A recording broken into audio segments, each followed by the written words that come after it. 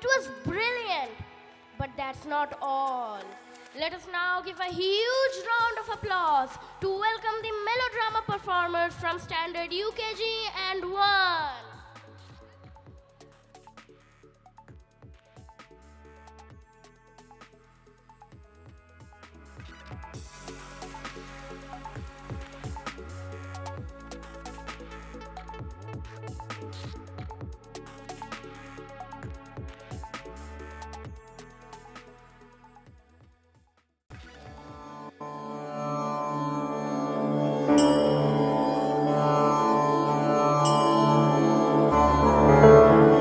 वंदे मातरम वंदे मातरम सुजलां सुफलां मलयज शीतलां सस्य श्यामलां मातरम वंदे मातरम। 1908 সালের 11ই আগস্ট কিংসফোর্ডে বন্দে মাতরম বলার দোষে যে বালককে বেত মারার হুকুম দিলেন ব্রিটিশ সরকার, তারই পক্ষে দাঁড়িয়ে ক্ষুদিরাম বসু ও প্রফুল্ল চাকি সাহেবের ফিটন গাড়ি লক্ষ্য করে বোমা চালালেন মুজফ্ফরপুরে। সাহেব নিহত হলেন না, তবু নাবালক ক্ষুদিরামকে ফাঁসির হুকুম দেয়া হলো। জননী গুলোহ তুলে বক্ষে শান্তনু বাস দেহ তুলে চোখে কাঁদিছে তব চরণ তলে ৩০ কোটি নর নারী গো।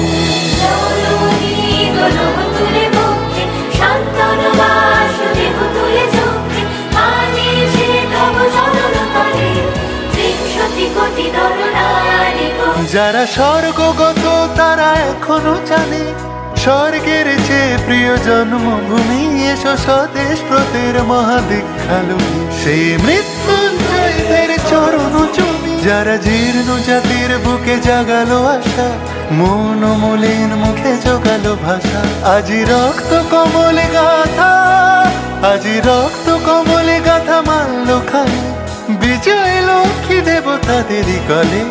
মুক্তির মন্দির শোকানো তলে কত প্রাণ হলো বলিদান, লেখা আছে অশ্রু জলে, লেখা আছে অশ্রু জলে। 9 সেপ্টেম্বর 1915 ইংরেজদের সঙ্গে সম্মুখ সমরের স্বাধীনতা ছিনিয়ে নিতে অস্ত্র আনার পরিকল্পনা করেন যতীন্দ্রনাথ মুখোপাধ্যায়। বালেশ্বরে সঙ্গীদের নিয়ে জাহাজ থেকে সেই অস্ত্র নামাতে গেলে ইংরেজ বাহিনী তাঁদের ঘিরে ফেলে। বুড়িবালমের তীরে লড়াই বাঁধে বিরাট ইংরেজ বাহিনী বনাম বাঘা যতীন ও তার 4 সতীর্থদের। এককালে শুধু ভোজালি হাতে যিনি বাঘ মেরেছিলেন, সেই বীর সেদিন লুটিয়ে পড়লেন। আমি হাসি হাসি পড়ব ফাঁসি, দেখবে ভারতবাসী। ও মা হাসি হাসি পড়ব ফাঁসি, দেখবে ভারতবাসী। একবার বিদায় দে মা, ঘুরে আসি। 18 এপ্রিল 1918 মাস্টারদা সূর্য সেন ও তাঁর 65 জন শিষ্য মিলে পরিকল্পনা করে চট্টগ্রামে ব্রিটিশ পুলিশের অস্ত্রাগার লুট করেন এবং তারপরে লুকিয়ে আশ্রয় নেন জালালাবাদ পাহাড়ে। এর 4 দিন পর ব্রিটিশ বাহিনী খুঁজে বার করে মাস্টারদা ও তাঁর সঙ্গীদের। সেদিনের অস্তমিত সূর্য ছিল সূর্য সেনের রক্তের আহ্বান। শোনো আহ্বান, আসে মাঠঘাট বন পেরিয়ে, দুস্তার বাঁধা প্রস্তার ফেলে বন্যার মতো বেরিয়ে। আহ্বান শোনো আহ্বান, আসে মাঠঘাট বন পেরিয়ে, দুস্তার বাঁধা প্রস্তার ফেলে বন্যার মতো বেরিয়ে। যুগ সঞ্চিত শক্তি দিয়েছে সারা, হিমগিরি সমলকে সূর্যের ইশারা। যাত্রা শুরু উচ্ছ্বাস ছুটে দুর্বার বেগে তটিনী, উত্তাপ তালে উত্তাপ নাচে মুক্ত শতনটিনী। যাত্রা শুরু উচ্ছ্বাস ছোটে দুর্বার বেগে তটিনী, উত্তাপ তালে উত্তাপ নাচে মুক্ত শতনটিনী। এই শুধু সুপ্ত যে নবপ্রাণে জেগেছে, রণসাজে সেজেছে অধিকার অর্জনে। এই শুধু সুপ্ত যে নবপ্রাণে জেগেছে, রণসাজে সেজেছে অধিকার।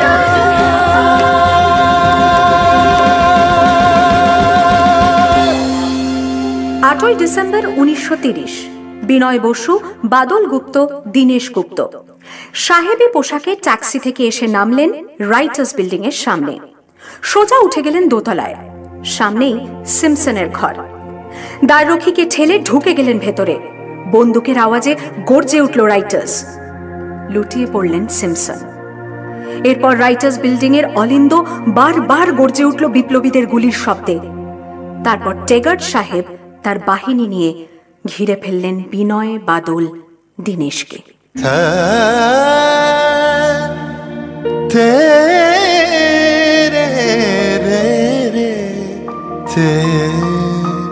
দুর্গমুখীর কান্তার মরু দুস্তর পারাবার হয়ে লঙ্ঘিতে হবে রাত্রি নিশীতে যাত্রীরা হুঁশিয়ার। 24শে সেপ্টেম্বর 1932 মাস্টার দ্য সূর্য সেনের মন্ত্রে দীক্ষিত প্রীতিলতা ওয়াদেদার 15 জন সশস্ত্র বিপ্লবীকে নিয়ে পাহাড়তলি ইউরোপিয়ান ক্লাব আক্রমণ করে আগুন ধরিয়ে দিলেন।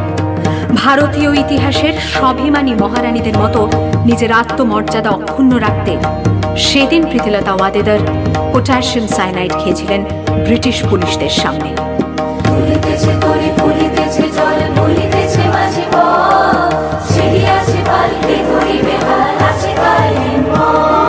কে আছো জোয়ান হও আগোয়ান, আঁকেছে ভবিষ্যৎ। এ তুফান ভারী দিতে হবে, পারি নিতে হবে তোরি পার। দুর্গমগির কান্তার মরু দুস্তর পারাবার হয়ে লঙ্ঘিতে হবে রাত্রি নিশীতে যাত্রীরা হুঁশিয়ার। 29শে সেপ্টেম্বর 1942 তমলুকের মাটিতে কয়েক হাজার ভারতীয়কে নিয়ে যিনি পুলিশ স্টেশন ঘেরাও করার লক্ষ্যে হেঁটেছিলেন, সেই সত্তরোর্ধ্ব মাতঙ্গিনী হাজরা পুলিশের নির্মম গুলিচালনা ও লাঠিচার্জ সত্ত্বেও তার হাতের পতাকাটি মাটিতে লুটোতে দেননি। আর ঠিক তার পরের বছর 1943-এর 30শে ডিসেম্বর জাপান সরকারের অধীনে থাকা আন্দামান দ্বীপ সেদিন হস্তান্তর করা হলো ইন্ডিয়ান ন্যাশনাল আর্মিকে। পোর্ট ব্লেয়ারের মাঠে তিরঙ্গা পতাকা তুললেন সুভাষচন্দ্র। এটাই স্বাধীন ভারতের মাটিতে প্রথম তেরঙ্গা ঝান্ডা। আইএনএর commander in chief Subhas Chandra Bose হলেন ভারত, যাকে স্বীকৃতি দিয়েছিল 18টি দেশ।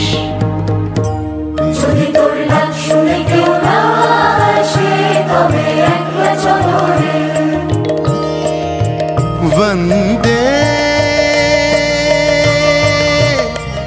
मातरम।